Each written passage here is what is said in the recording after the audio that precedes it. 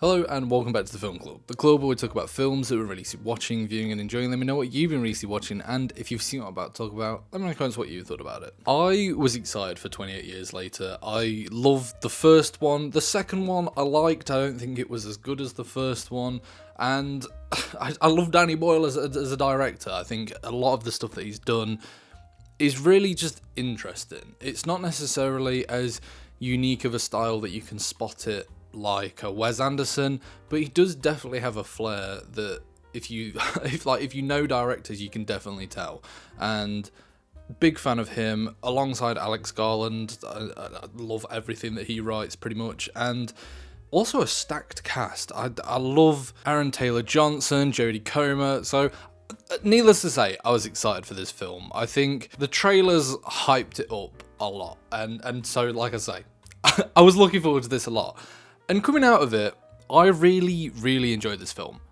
But I think it'll be quite a divisive one. I think this film is going to be like Marmite. You're either going to love it or you're going to hate it. I genuinely don't think there's going to be much in between. And I am in the love category. I thought this was a really interesting, fun take on the apocalypse genre from sort of an angle that we've not really seen before, where it's not the whole world that's gone down, it's just the UK in a quarantine zone, and these aren't necessarily your typical zombies. It's not a zombie virus, it's a rage virus. It does state that in the first film. We're years into this, where communities have been set up and people have adjusted to life in the apocalypse. And what a phenomenal location to survive the apocalypse, the Holy Island, which is so weird because literally last month I visited the Holy Island, didn't know that it was filmed there, and I was on holiday around the whole location where this was filmed. So it was so cool and interesting to see like all these places that I'd literally walked around, and like the tide thing's real. You can only drive to the Holy Island when the tides are out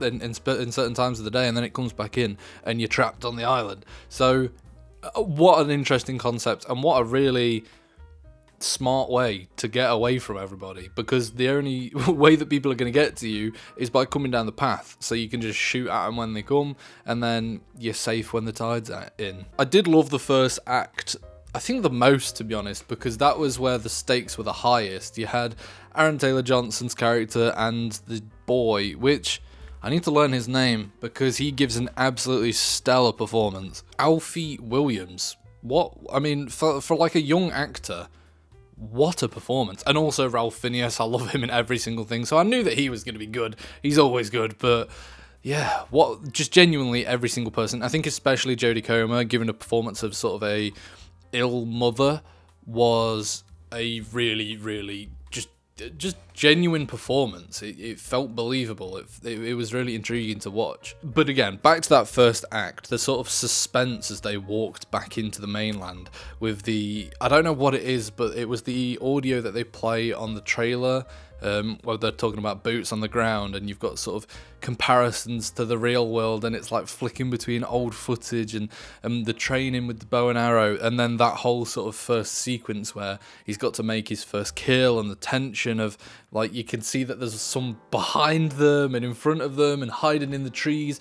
The tension of that was really like just well done with the soundtrack. The soundtrack in this is fantastic. Also, the way that this is filmed, it's not just your bog standard film camera, which just genuinely adds so much to the film in my opinion. Like, not every shot is clean cut and nice looking, and this is something that a lot of films get wrong nowadays, and especially like Netflix originals and things like that.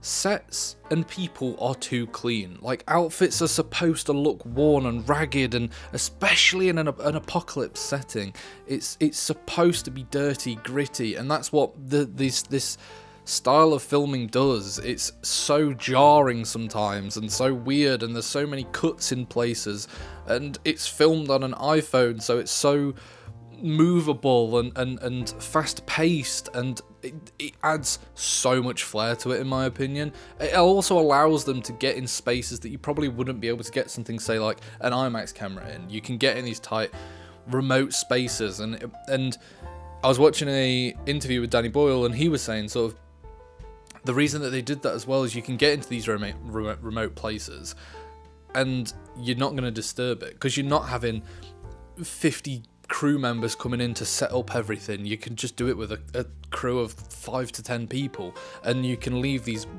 wilderness places looking completely untouched, which is what you need for an apocalypse film, firstly. And then as well, the shots where they have like 20 iPhones just on a band. Oh, they are beautiful shots, because you get like the arrow going into the, I'll just call them zombies for ease of use. The arrow goes into the zombie and it just flicks around to a different angle and explodes their head. The practicality of this film as well adds so much flair and so much distinction to it. Like, this isn't a film littered with CGI. It isn't unbelievable. It feels like you're there. I was really genuinely like gripped by each scene because of how realistic it was, because of how in the moment it was.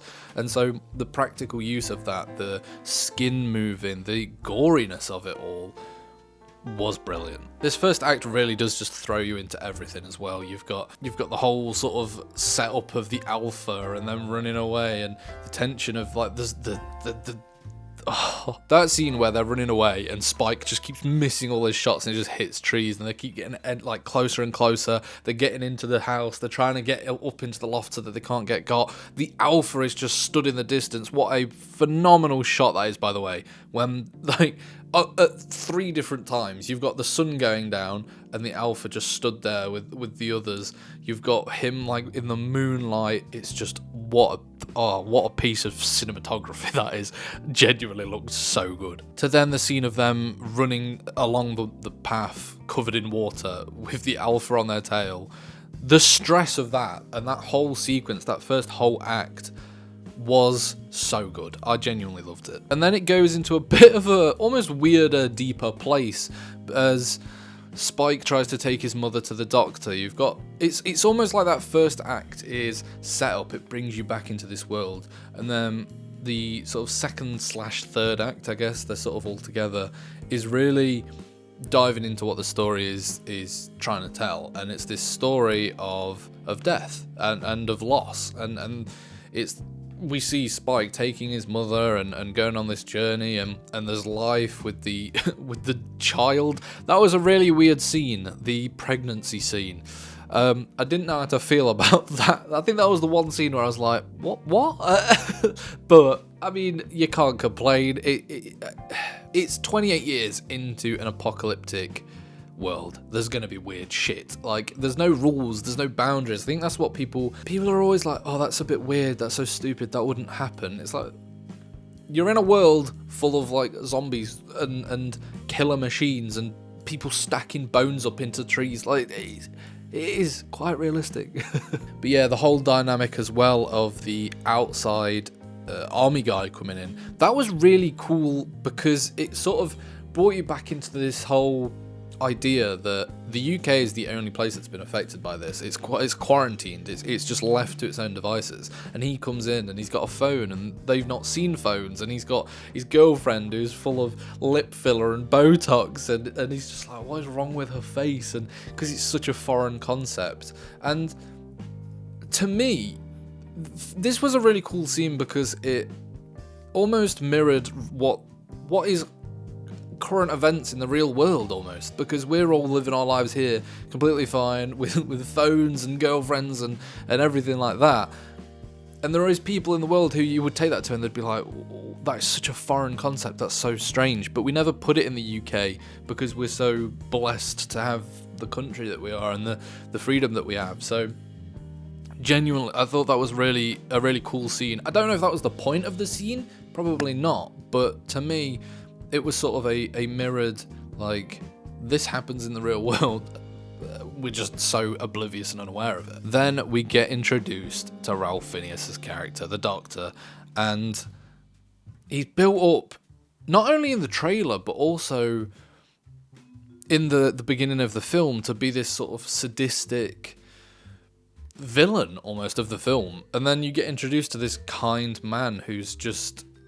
don't get me wrong, he's a little bit mental, but his intentions are pure, and he's just sort of living how he wants to live his last however many years in the apocalypse. The whole scenes that follow are quite emotion fueled, and I don't really know what to even say about this scene. It was a weird turn almost for the franchise, because I don't feel like it's dived into that sort of like slow emotional state before, because there's not really any threat or zombies coming. It's just a real life, she's got cancer and she's going to die. Let me just end it now. And so it's, yeah, weird section of the film. The third, I suppose it is the third act, where Spike has the child, he returns it to the village, and then goes off on his own to explore the world and see what's out there. And then the introduction of like the Jimmy clan almost, the kid from the beginning coming back in, and it's Jack O'Connor doing with a clan of people dressed as Jimmy Savile doing karate backflips. I was like, what the because so I thought that this film was the ending of the franchise. I thought this was the end of the series, and so that being the ending, I was really confused. I thought this is the weirdest cliffhanger to a film series that I think I've ever seen. But now I've read online that actually this is like part 1 of 3 that they're doing for 28 years later. So it kind of it doesn't make sense, but I suppose it will make sense because it's a teaser for the next part, which I'm interested for, because yeah, the clan of Jimmy Savile cosplayers. But it does make sense because like 2002, Jimmy Savile wouldn't have been convicted yet. It's weird. I can't lie. I don't know. I'm not fully getting behind it. Hopefully I will after the next film. We'll have to see. But just overall, this was a really fun and interesting take on this genre. You had so much gore and blood that any horror film person will probably enjoy it. There's a few jump scares, but not too many. The tension is mainly kept to the first act, and the rest of it is a little more, I'm not going to say easygoing, because it's not on some of the scenes, but for the most part, I guess you could say that the tension is relatively reserved for the first act. But overall, the look and feel of this film is what absolutely sold me. The brilliant performances. I'm glad Aaron Taylor-Johnson's finally in a good film, because I don't know what he's, I've not seen Craven, but I can't imagine it's great from the reviews and the feedback from it. So I'm glad. When he's good, he's brilliant. Like in Bullet Train, he's so good. He just needs a better agent, I think, to book him on more stuff like this. But regardless, I did like him. And we're interested to see where they go with this series, what they do for the next one, how it sort of ends up. Is the baby born out of an infected going to be like The Cure? Or, I really don't know. But yeah, I liked it. I think this will be a very divisive film. I think I liked it for the sort of stylistic approach and the look and feel of the film. And it definitely depends on what you're going into this film looking for. If you're looking for a follow-up to the first film, I don't know if you'll be satisfied. I don't know if you'll enjoy it as much. But if you take it as its own anthology film, whereby each film is a separate story almost that follows a different set of people, then I think you'll like this. I think you'll really have a good time with it. I think you'll enjoy it as much as I did. But let me know, what did you think of 28 Years Later if you have seen it? And I will see you next time on The Film Club.